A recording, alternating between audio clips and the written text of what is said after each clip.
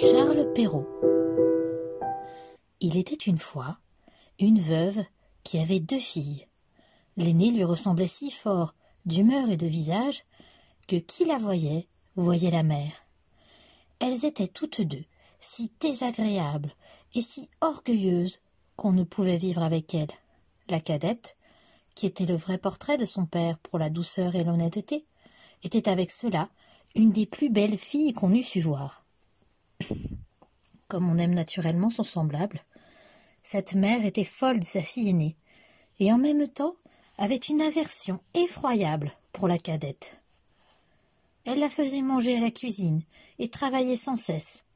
Il fallait, entre autres choses, que cette pauvre enfant allât 2 fois le jour puiser de l'eau à une grande demi-lieue du logis, et qu'elle rapportât plein une grande cruche. Un jour qu'elle était à cette fontaine, il vint à elle une pauvre femme, qui lui pria de lui donner à boire.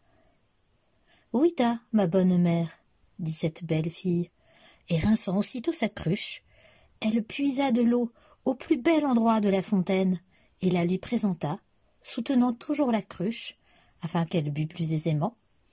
La bonne femme, ayant bu, lui dit « Vous êtes si belle, si bonne et si honnête, que je ne puis m'empêcher de vous faire un don. » Car c'était une fée qui avait pris la forme d'une pauvre femme de village pour voir jusqu'où irait l'honnêteté de cette jeune fille.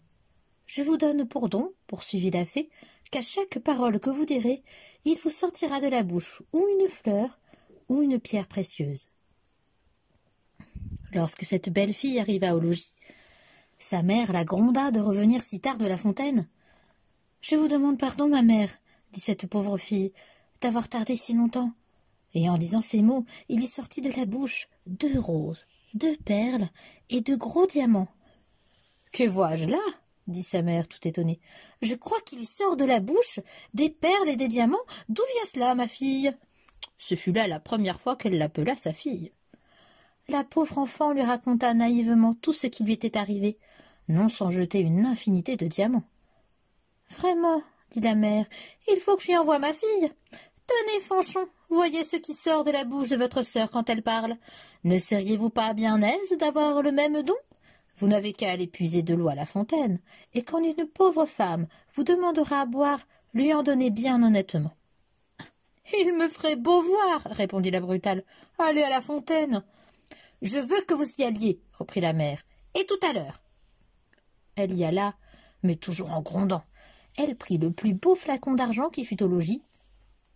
Elle ne put pas plus tôt arriver à la fontaine qu'elle vit sortir du bois une dame magnifiquement vêtue qui vint lui demander à boire. C'était la même fée qui avait apparu à sa sœur, mais qui avait pris l'air et les habits d'une princesse pour voir jusqu'où irait la malhonnêteté de cette fille. « Est-ce que je suis ici venue, lui dit cette brutale orgueilleuse, pour vous donner à boire? Justement, j'ai apporté un flacon d'argent tout exprès pour donner à boire à madame. J'en suis d'avis. Buvez à même si vous voulez. »« Vous n'êtes guère honnête, reprit la fée sans se mettre en colère. Eh bien, puisque vous êtes si peu obligeante, je vous donne pour don qu'à chaque parole que vous direz, il vous sortira de la bouche ou un serpent ou un crapaud. » D'abord que sa mère l'aperçut, elle lui cria « Eh bien, ma fille !»« Eh bien, ma mère !» lui répondit la brutale en jetant 2 vipères et 2 crapauds. « Au ciel !» s'écria la mère. « Que vois-je là ? C'est sa sœur qui en est cause, elle me le paiera. » Et aussitôt elle courut pour la battre. La pauvre enfant s'enfuit et alla se sauver dans la forêt prochaine. Le fils du roi, qui revenait de la chasse, la rencontra, et la voyant si belle, lui demanda ce qu'elle faisait là toute seule et ce qu'elle avait à pleurer.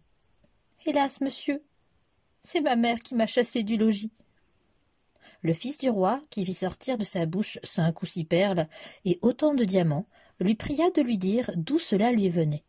Elle lui conta toute son aventure. Le fils du roi en devint amoureux, et, considérant qu'un tel don valait mieux que tout ce qu'on pouvait donner en mariage à une autre, l'emmena au palais du roi son père, où il l'épousa.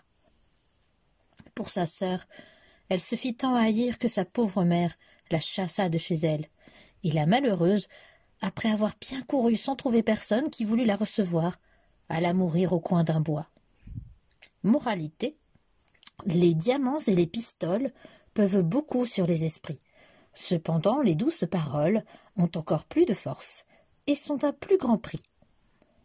Autre moralité, l'honnêteté coûte des soins et veut un peu de complaisance, mais tôt ou tard elle a sa récompense, et souvent dans le temps qu'on y pense le moins.